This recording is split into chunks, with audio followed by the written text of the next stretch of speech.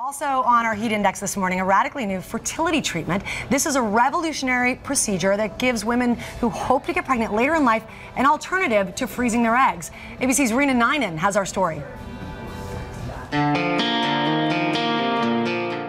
To the outsider, little Grant is a typical 4-year-old, curious, energetic, adorable. He's our little miracle. He always will be. That's because Grant was among the first wave of babies in the world conceived through the use of frozen ovary tissue. Freezing young ovary tissue and reimplanting it later is a relatively new concept, enabling women to freeze up to hundreds of thousands of eggs. When Amy was diagnosed with Hodgkin's lymphoma at the age of 19 and faced sterility, Dr. Sherman Silber of the Infertility Center of St. Louis recommended the revolutionary procedure. I told her I really didn't think this had much likelihood of working. It was very experimental, but it was all that we could do for her. 12 years later, she returned to Silber to have her frozen ovary tissue reimplanted. Soon after, her ovary began to function normally.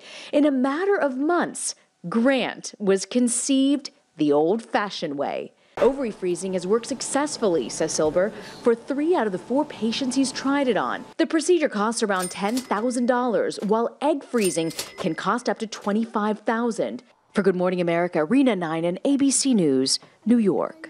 Joining us now is ABC News senior medical contributor, Dr. Jennifer Ashton. We all have a lot of questions about this. Let's get to it. The woman just said she considers this a miracle. Do you see it as a miracle? I think it's the wonder of modern medicine, science, and technology. It has been around for about 15 years. It's not totally mainstream yet, but just to clarify, we've all heard about freezing eggs, where the individual eggs are extracted with a needle after a woman has had hormonal shots to stimulate those eggs.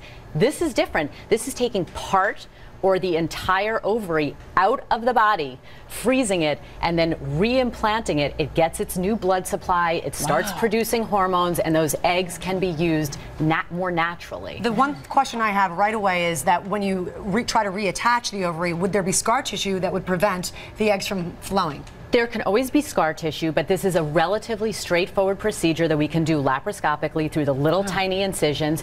And we have to remember that when the ovary releases an egg, it doesn't go directly into the fallopian tubes. It actually comes out and then goes into the fallopian tube. And scar tissue, there can always be scar tissue, but this is an easy problem to deal with. You say it's not mainstream yet, so are there any other drawbacks?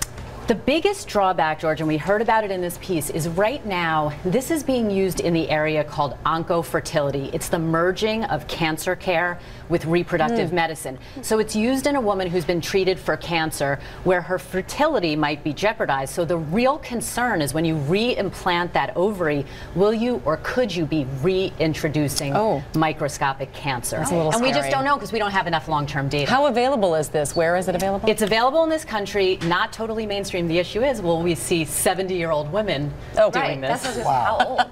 Stay tuned. A lot of good information there, Jen. Thanks very much.